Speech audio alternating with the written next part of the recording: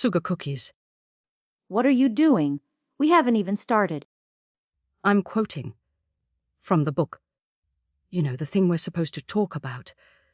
A grown woman facing peril, possibly death, definitely some mild inconvenience, and she yells, "Sugar cookies," like a toddler who stubbed her toe on a build-A bear. Welcome to Heart Book Radio.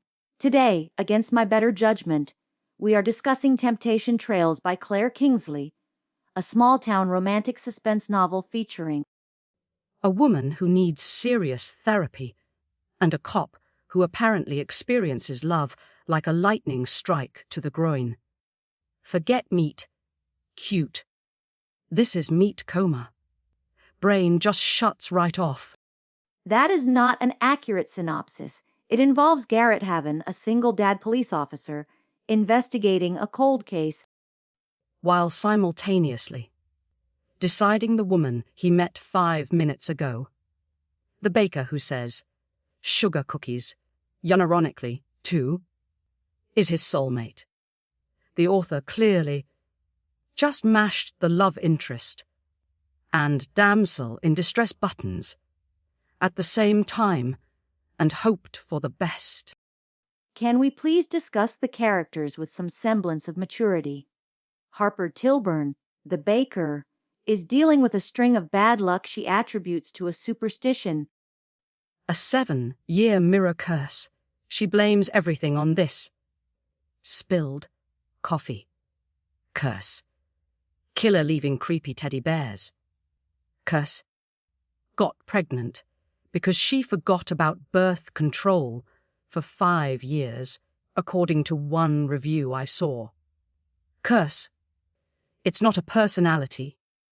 It's a pathological avoidance of responsibility.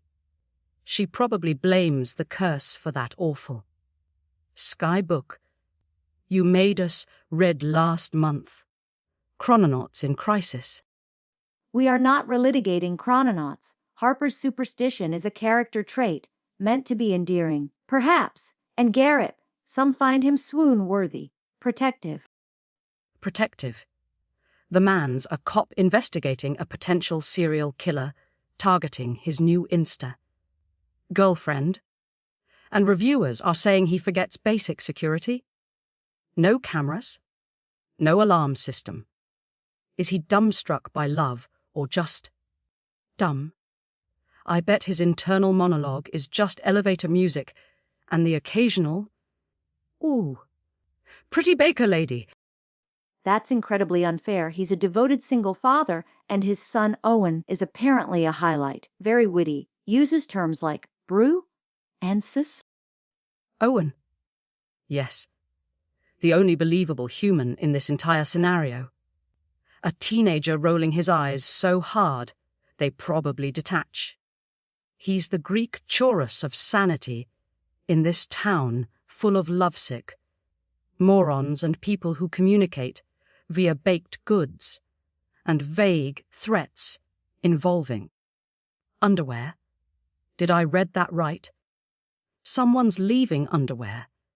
Whose underwear? It's meant to be unsettling, part of the suspense plot, which some reviewers found quite compelling. Swoony suspenseful perfection, one called it. While another said, and I quote, DNF at 30%. Absolutely no depth. Boring. Which sounds about right.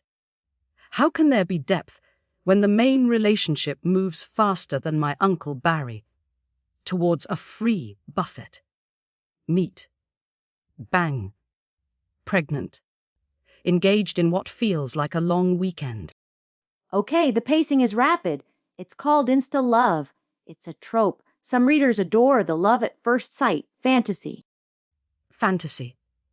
If someone declared their undying love for me after knowing me for 10 minutes once, I wouldn't be swooning. I'd be checking for tracking devices, especially if they said, sugar cookies, during the declaration. Deal breaker. Total deal breaker. We received an Email, allegedly from a listener. Confused in Cleveland, they ask, is the wall scene really that hot, or is it just surprising because Garrett seems so bland otherwise? Ha. See. Even the listeners get it. It's like finding out your accountant is secretly a cage fighter. Shocking. Maybe. But is it good? Probably not. I bet his technique involves politely asking the wall for permission first. Whereas another listener, smitten in Seattle, writes, Garrett Haven has officially claimed the top spot in my heart. So opinions clearly differ. Okay. Hypothetical. If Garrett were a sandwich, what would he be? Why? Just answer the question.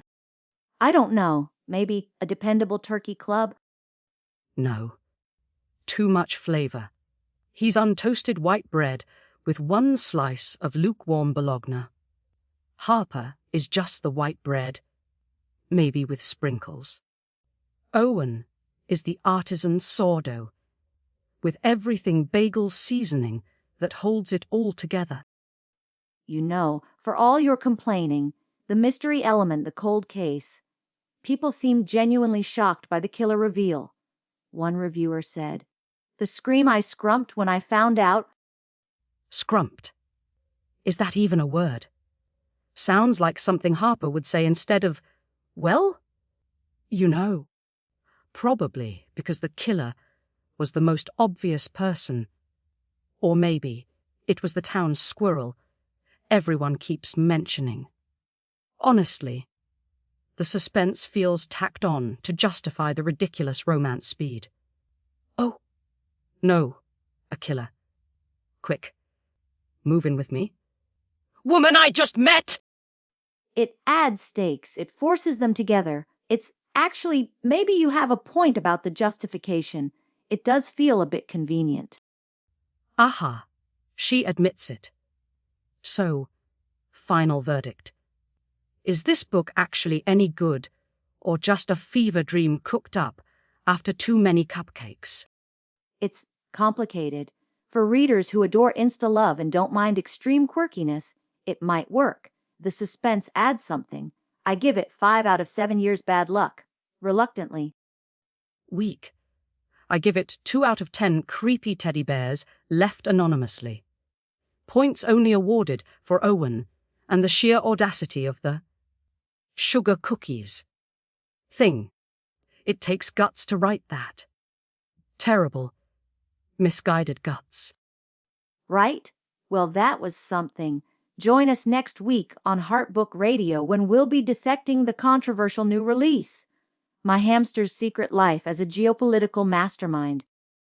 Sounds more believable than this one. Don't forget to blame your radio tuning issues on a 7-year curse. This is Rex. And Beatrice for Heartbook Radio.